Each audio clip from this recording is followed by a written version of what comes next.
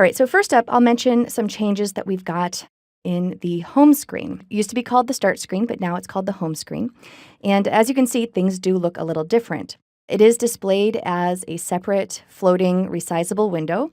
And just so you know, the look of the home screen will actually evolve over time as you work on more projects. So yours may look a little different than mine. But basically, the options are mostly the same in terms of accessing projects, both the standalone projects as well as team projects.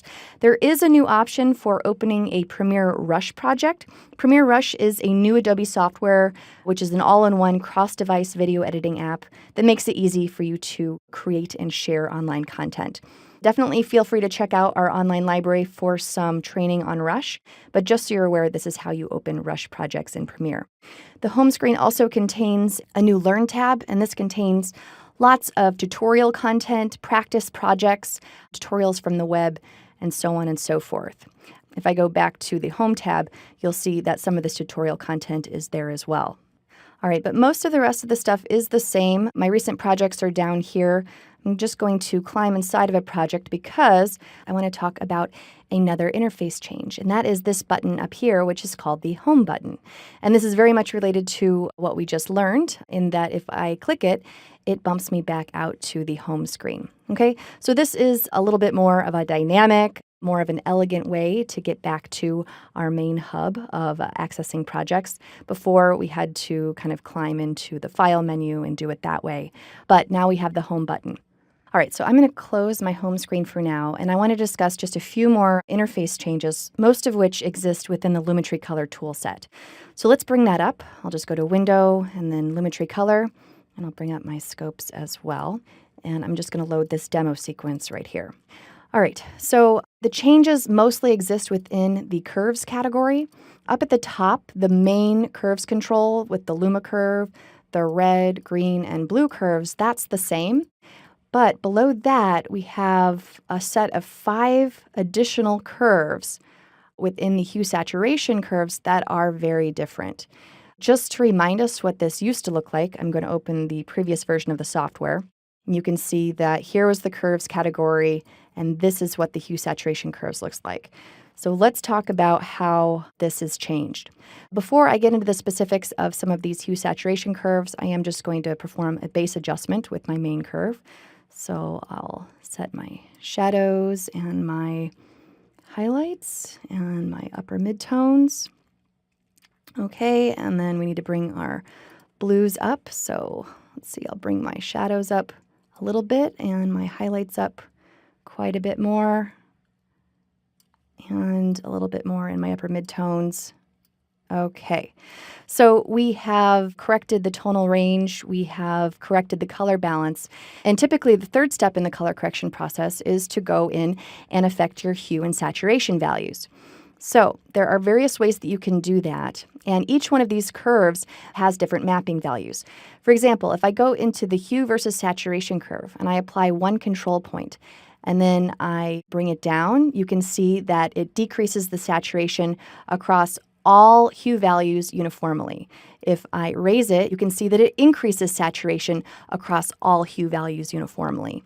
Let me bring that down to maybe about right there. So I've bumped up the saturation across the entire image a little bit.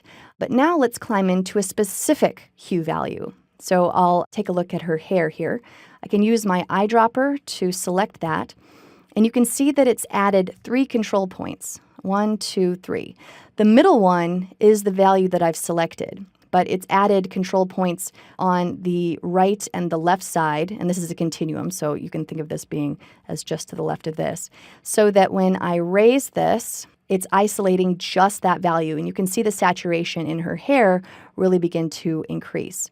If I bring it down, you can see that the saturation in her hair is decreasing.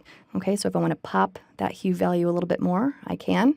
And of course, I can set as many control points as I want to affect the saturation values of any one of the hues in my image. Below that, I have a hue versus hue curve, and this allows me to dig into specific hue values and change the hue.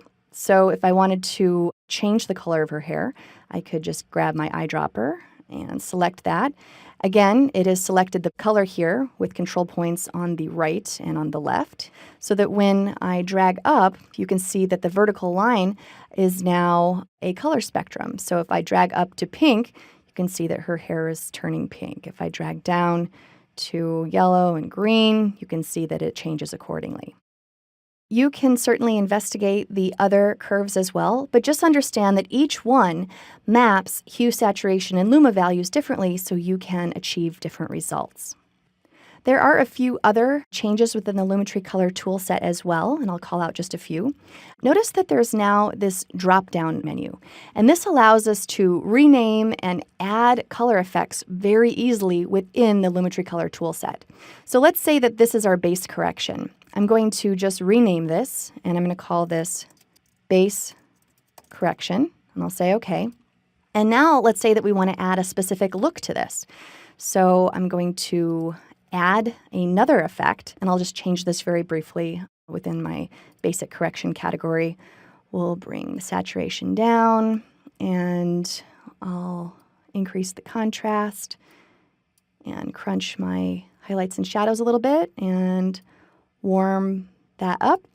And let's say we want to rename this, and I'm just going to call this sepia contrast, and I'll say OK. Now, right within the Lumetri Color toolset, I can go back and forth, and if I wanted to tweak my base correction, I have that here. If I wanted to tweak my sepia contrast, I could do that. If I take a look over in the Effect Controls panel, you can see that I have both of these color effects applied. Order of operations is important, so to get this particular look, I've applied my base correction first, then the sepia contrast look. If I change this here, it's going to change the look, obviously. If I wanted to clear out any one of these effects, I could do so still from the Effect Controls panel by just simply selecting it and pressing Delete. Let me undo that, Command-Z or Control-Z, because I also want to mention that you can do that within the Lumetri Color toolset as well. So if I wanted to, bypass this, I could just simply deselect it. If I wanted to clear it out completely, I just make sure that it's selected and then choose Clear, and it's gone.